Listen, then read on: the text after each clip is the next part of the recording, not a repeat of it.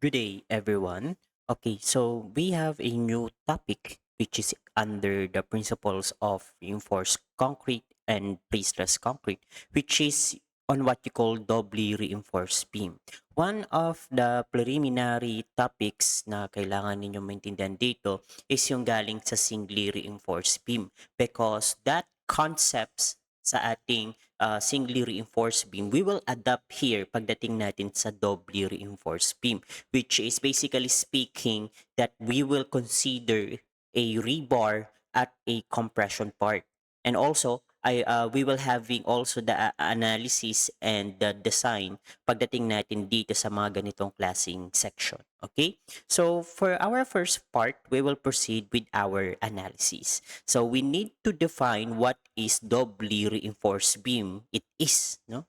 So, typically, kapag sinabi nating doubly reinforced beam, is kapag meron tayo dito mga reinforcements na kung saan basically speaking that the equilibrium compatibility between compression and tension is not no longer satisfied. Ibig sabihin na nito class is hindi na po sila nag-equal or hindi na sila nagbabalance kapag mas mataas na yung compression sa tension or should I say mas mataas yung tension sa compression. Pero kasi class, according to our first provision, lalo na doon sa ating strain and equilibrium compatibility, dapat is we need to satisfy na yung compression and tension mag-equal. Kaso may mga times talaga na hindi sila nag-equal talaga. So para ma-compensate natin yung ganong klaseng factor or ganong klaseng condition, ang ginagawa natin dito class is naglalagay tayo ng steel reinforcement doon sa mismo compression para at least kung napakataas yung ating tension, at least sa tulong ng rebar natin, makakadagdag siya ng additional compression strength dun sa mismong concrete natin. Actually, medyo ano lang siya, vague siyang pakinggan kasi nga alam nga natin na ang rebar is mahina sa compression but malakas sa tension. Okay? But please take note that the purpose ng paglalagay lang natin ng rebar doon sa ating concrete or should I say doon sa upper part basically is para lang makatulong lang siya as additional compression. Okay? So of course, hindi naman yan tuluyang bibigla na masira yung ating rebar doon sa compression part kasi alam naman natin na ductile ang steel, no? So yun yung purpose kung bakit tayo naglalagay ng additional reinforcement doon sa compression part, okay? So, kapag ganun, yung klaseng condition na yon is na-satisfied, ibig sabihin lang po nun, you are now considering a doubly reinforced beam, okay? So, yan yung purpose, no? So later on in our sample problems is we need to identify if the section can be classified as a singly or doubly reinforced beam. But first, let's have this diagram. So this recap from the singly reinforced beam. This is the respective stress and strain diagram as you can see here in our figure. So alam naman natin, ideally kapag singly reinforced beam is equal yung tension sa compression kapag in terms of stress. Pero kapag in terms of strain, please take note na yung relationship ng strain for our tension and the strain for our compression, it should be in linear relationship as you can see here in this diagram. Ngayon, paano naman pagdating natin ng doubly reinforced beam? Ganito lang yan, class. So, sa doubly reinforced beam, please take note that we will analyze it into two sections. Kumbaga class, hatiin natin siya sa dalawang bagay. First is the consideration muna ng ating concrete sa ating first part of the tension. Ibig sabihin lang yan, in this section, ang kinoconsider lang natin ditong relationship is only the compression from the concrete and the first part from our tension. Okay? Yan yung consider natin. Yung pangalawang i-consider natin dito para at least maging doubly reinforced beam is we will consider naman yung kanyang compression rebar and then with the relationship with the second tensile force natin dito. Okay? So kapag pinag-add natin yung dalawang equilibrium or dalawang forces dito sa ating diagram, ang mangyayari ngayon dyan class is magkakaroon na tayo dito ng equilibrium compatibility. Later on, I will showcase yung mga additional formulas that you will consider. Okay? So, yan yung idea, no? So, pagdating natin ng doubly reinforced beam. Another introduction din sa ating doubly reinforced beam is magkakaroon tayo ng additional variable which is what you call the D prime. Kapag sinabi natin D prime, this is just the effective depth from the compression up to the compression steel. Parang ano lang yan class, parang yung typical na effective depth, 'di ba? Effective depth nasa compression which is nasa taas and then hanggang sa tension reinforcement natin. However, kapag D prime or effective depth ng dito sa section natin is galing siya sa compression hanggang sa compression ng steel reinforcement. So please take note for that kasi magagamit natin yan kapag tayo ay nagko-consider na ng strain diagram. Okay? Sa ating strain diagram class, please take note na since na-consider na tayo dito ng compression steel, ibig sabihin lang yan class, magkakaroon ka ulit dito ng panibagong formula para sa ating strain. So, since steel po siya, so we will consider it here as a steel for the compression reinforcement, no? So, sa ating compression steel, which is just simply stress over modulus of elasticity. Kaso, yung stress natin dito, dapat this is with respect sa ating compression steel. So, please take note lang na kapag pertain sa ating compression steel, palagi niyong makikita yung notation natin ng prime, okay? Itong nakikita niyo dito, no? So, kapag nakita kayo ng prime, ibig sabihin lang po nun, this is pertaining na meron tayong compression steel. Okay?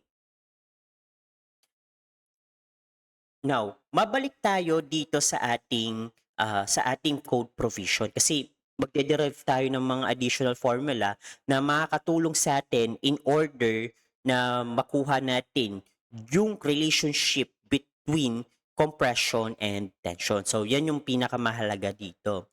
So, ito yung magiging derivation natin. So, first, dito sa ating stress diagram ng ating concrete, so, ibig sabihin lang na to, so paghihiwalayin ulit natin yung dalawang analysis. So, under ng concrete, so of course, para makuha mo yung compression force galing sa ating concrete, of course, manggagaling yan sa formula natin ng stress, which is force over area. Kaso kasi ang kailangan natin dito is the actual force. So, typically, actual force is equal to stress multiplied by the area. So, yung stress natin dito sa first stress diagram natin is the 0.85 F'(C). Yung converted na galing sa parabolic curve hanggang sa rectangular stress block natin, yung 0.85 F'(C). And then, this section or this area, A times P, ibig sabihin lang yan, yung area ng compression block ng natin. Which is, once again, yung A natin, this is the depth of rectangular stress block, and yung B natin dito class, this is your width of the beam. Okay, so yun lang yung magiging derivation natin dito sa compression. Tapos, pagdating natin sa tension under this stress diagram, sabi ko nga kanina, paghihiwalay natin yung tension. So, ibig sabihin lang nito, first part of the steel reinforcement multiplied sa kanyang stress. Okay? Yung stress natin dito is we will consider this as yielding stress. Okay? So, yan yung magiging relationship niya. Yung pangalawa naman, dito sa ating steel, dito sa ating stress diagram, as you can see here, class, na yung magiging formula natin dito is magiging iba na. So, para at least conform para sa ating steel reinforcement, especially on the compression steel. Okay? Ngayon, paano yung magiging formula natin dito? First, kailangan natin ng stress. Okay? For our stress, as you can see here, ginamit ko dito is F prime S minus 0.85 F prime C. Bakit ko siya minus ng 0.85 F prime C? Dahil sa consideration natin na yung area na sinasakop ng ating steel is magkakaroon kasi siya ng butas. Okay? Para ma-consider mo yung butas na yun, plus pwede mo kasing gawing approach dito is pwede mo kasi siyang i-minus doon sa mismong area. Kaya lang kasi mas mahaba yung magiging derivation natin. So, instead na sa area, ang ima-minus ko na lang ay in terms of strength. That's why may makikita kayo dito 0.85 F prime C para ma-consider lang yung butas na kung saan tinanggal na natin yung mga area of compression steel. So of course, para maging force, kasi stress yung nakikita nyo dito sa parenthesis na ito, i-multiply lang natin sa area of compression steel. As you can see, yung ating notation ay may prime. Ibig sabihin, this is pertaining sa ating compression steel. Okay? Now, okay na tayo sa ating compression steel. We will now consider yung second part ng ating tension. For our tension, ganun lang yung magiging mechanics natin. Stress multiply by area. Kaso yung area natin dito is the second part nung ating area of reinforcement here sa ating tension. And then yung gagamitin nating value for the stress is the actual stress of the steel reinforcement. Okay? So kapag pinag-add natin yan, class, ibig sabihin lang yan, C sub C plus C sub S is equal to compression. T sub 1 plus T sub 2 is equal to tension. Ganun lang yung magiging approach natin dito sa doubly reinforced beam. Okay? So, of course, kung na-consider din tayo ng ating equilibrium compatibility, kailangan pagdating natin sa pag-take ng bending moment is ganun yung magiging approach natin. Actually, ang magiging approach lang natin dito basically is kapag magmo-moment ka sa tension, okay? Para at least ang lalabas na formula lang dito is yung ating compression multiplied by its respective moment arm. So of course, ang makukuha nyo lang ditong bending moment ay in terms of nominal strength. Pero kasi sometimes kasi class, kailangan din natin ng ultimate strength. So para makuha natin yung ultimate strength, you need to multiply it with the respective strength reduction factor. Okay? Kaso, please take note, kapag tayo ay kumukuha ng bending moment sa doubly reinforced beam, kailangan dalawa. Una, galing sa concrete. Pangalawa, galing sa compression steel. Which is, we will now proceed sa mga formulas na gagamitin natin. Okay? So, please take note that the presented formulas here ay nag-moment ako dito sa tension. Okay? So, ibig sabihin lang yan, para makuha ko yung nominal moment at the concrete by taking the moment here dito sa ating tension, ibig sabihin lang yan, compression multiplied by the moment arm. My moment arm here is effective depth minus depth of rectangular stress block over 2. As you can see here sa ating figure. Multiply mo lang sa ating from the concrete, ang makukuha natin ay yung respective na nominal moment. Okay? So, sinubstitute ko lang directly yung formula ng compression from the concrete so that ang lalabas ngayon dito is 0.85 multiplied by the F prime C multiplied by the area of compression A times B, and then moment arm natin is effective depth minus A over 2. So, yan yung first formula natin. For the next formula, for the nominal moment, kaso, we will consider here the compression steel. So, ganun din yung magiging mechanics natin para makuha mo yung bending moment.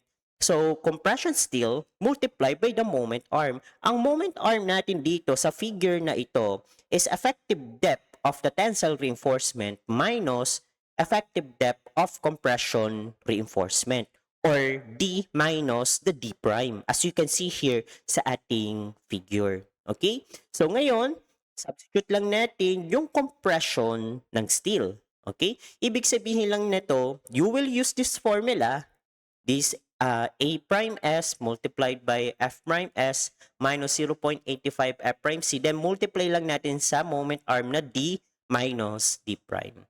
So, ibig sabihin lang nun, class, you will now get the nominal moment at steel reinforcement natin, especially sa compression steel natin.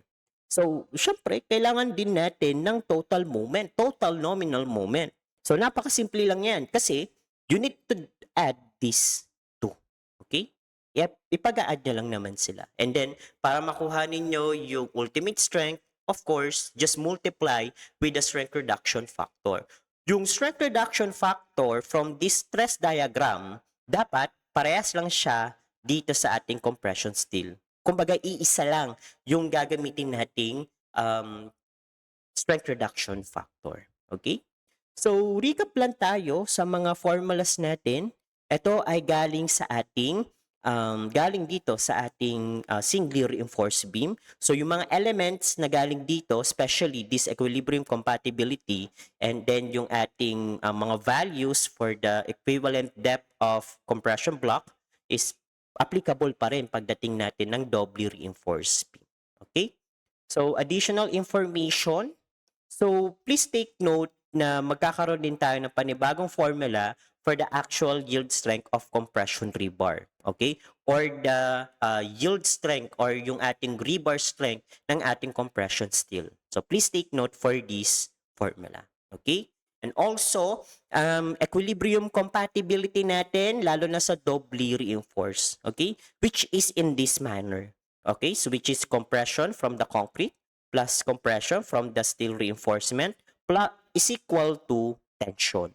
Hindi na siya T1 plus T2 kasi kapag nilagay mo as T1 plus T2, ibig sabihin lang po nun in terms of area of main reinforcement, magiging A sub S na lang po siya. Okay? So, of course, additional information, yung ating depth of rectangular stress block, yung ating A, applicable pa rin dito yung beta 1 times C. And of course, yung ating beta 1, which is dependent on the value from the F prime C. So to understand this concept, let's have the sample problems.